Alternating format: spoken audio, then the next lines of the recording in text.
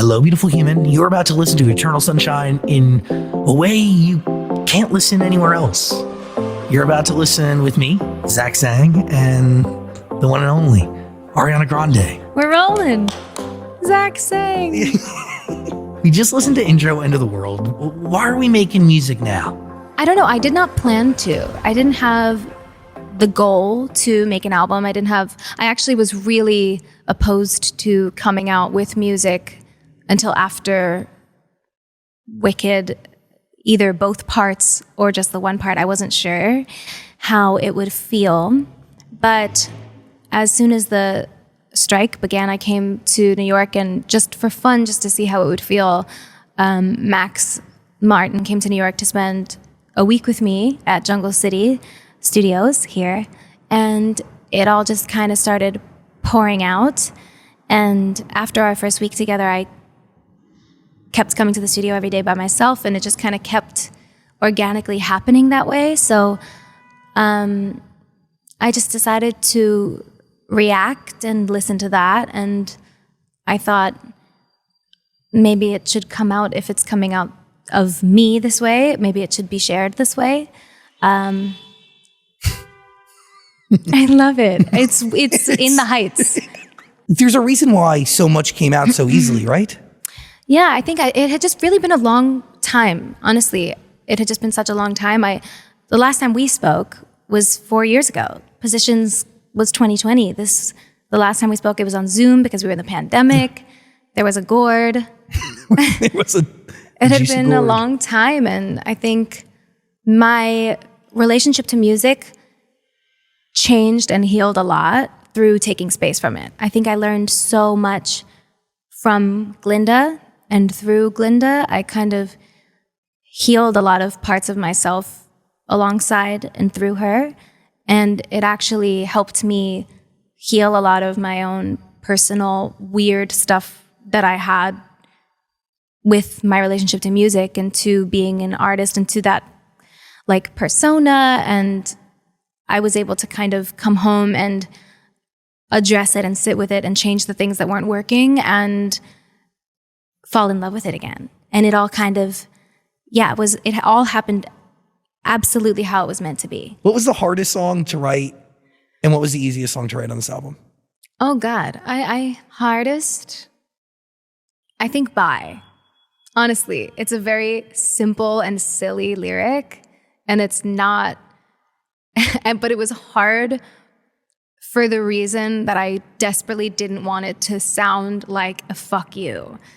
I wanted it to sound like, I need to leave, so bye.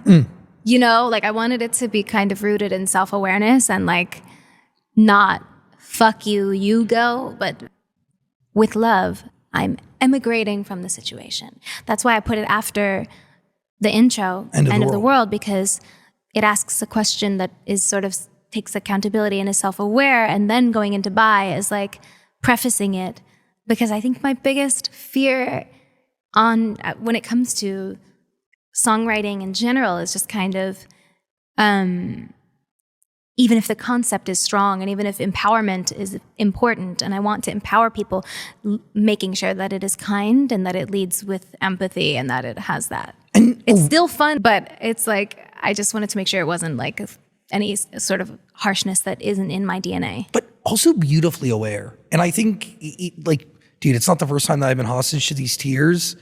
Acknowledging that another relationship is over again. I mean, that is awareness. Yeah. No? Yeah. This song, is it okay if I talk about my mom a lot? She's here in the corner listening. But is it okay? You got the nod Are you of sure? approval. I might like air your shit out a little. I got shit to air, she said. She's wearing a purple lip today. She's fine. Okay. The reason why I felt okay to go there is because of my mom, honestly. And whoa, sorry. Oh. Almost there. Okay. I think a lot of, I think growing up kind of, you want what you don't have. Like my parents got divorced for all the right reasons. They weren't supposed to be together. And you kind of crave when you grow up the happily ever after. The one is the one is the one. So you ignore all these issues and you kind of you cling on to that fairy tale. You kind of self-abandon. And I think my mom is a fierce example of not doing that. And a massive thing that I learned in my year of Saturn return is that my fears of replicating a certain cycle was actually the opposite. I was like, oh, wow, I want to be so much more like her than I am. I want to have the strength to say bye kindly when something isn't fucking right. It's as simple as that.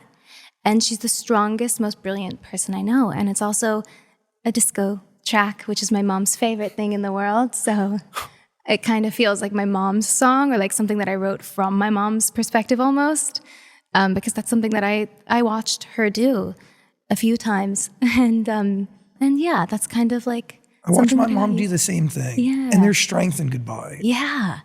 Because it's hard, especially when the most is invested. Yeah, and especially when you do have so much love, you know?